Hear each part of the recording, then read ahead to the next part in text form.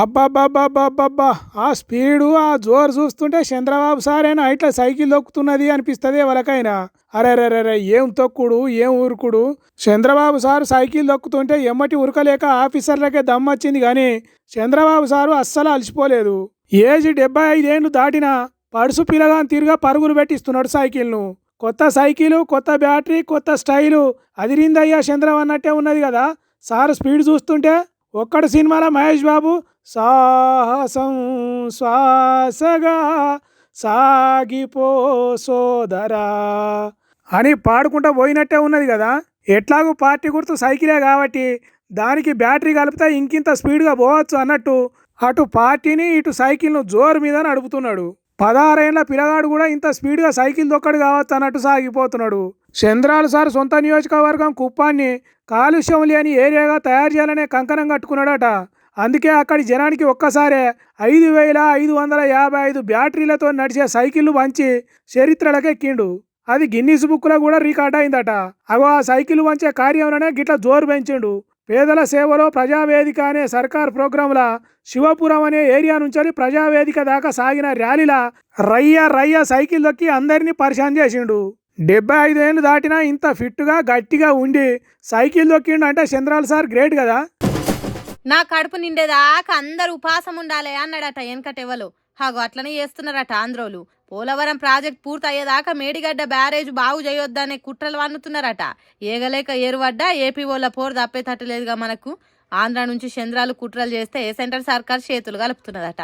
ఇక్కడ సీఎం రేవంత్ రెడ్డి కూడా పనులిగిలిచ్చి పక్కలతో కలిసి పక్కల బల్లెమైతున్నాడట. అందుకే అధికారంలోకి వచ్చి 3వ ఏడు నడుస్తున్న మేడిగడ్డను ముట్టుకుంటలేడట.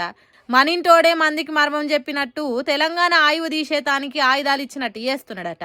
ఈ కుట్రలను నీళ్ల ముచ్చట్లు తెలిసిన శ్రీధర్ దేశపాండే అనే సారు బయట పెట్టిండు.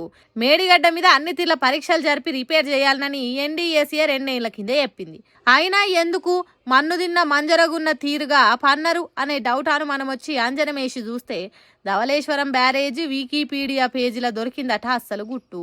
గోదావరి డెల్టాకు యాసంగి పంటకు ముద్దుగా 3వ పంటకు నీళ్లు రావాలంటే పోలవరం నిండాలనంటే అది పూర్తి కావాలి కదా. పూర్తయిన తర్వాత నీళ్లు ఉండాలి కదా. కాబట్టి అప్పటిదాకా తెలంగాణ గడ్డకు నీళ్లను మలిపే మేడిగడ్డను పూర్తి చేయకుండా చూడాలనని ధవళేశ్వరం బ్యారేజీ వికీపీడియా పేజీలు ఉన్నదట. అంటే చూడుండ్రి మేడిగడ్డ రిపేర్ పనులు ముందటికి పోకుండా ఎక్కడి నుంచి కుట్రలు జరుగుతున్నాయో. అందుకే గీ అన్న మోడీ, చంద్రబాబు, రేవంత్ రెడ్డి ముగ్గురు తెలంగాణకు అన్యాయం చేస్తున్నారన్నట్టు చెప్తున్నాడు.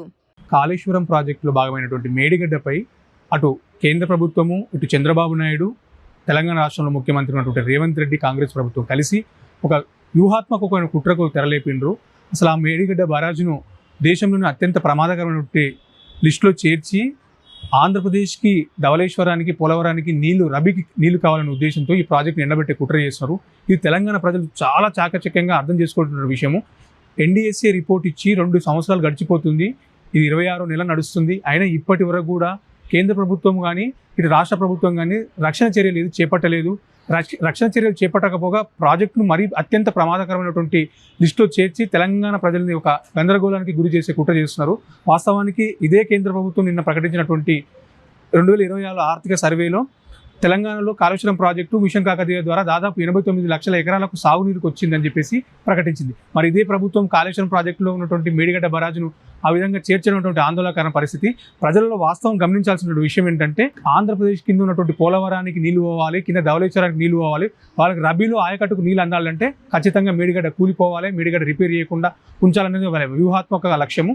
ఆ లక్ష్యం ప్రకారమే పక్కగా పకడ్బందీగా రేవంత్ రెడ్డి గారు, చంద్రబాబు నాయుడు గారు కలిసి ఆడుతున్నటువంటి నాటకమని ప్రజలు అర్థం చేసుకోవాలని విజ్ఞప్తి చేస్తున్నాను. అందరూ కూడబలుక్కొని కుట్రలు చేస్తున్నారు. అందుకే మేడిగడ్డ డేంజర్లు ఉన్నదని చెప్తున్నాడు.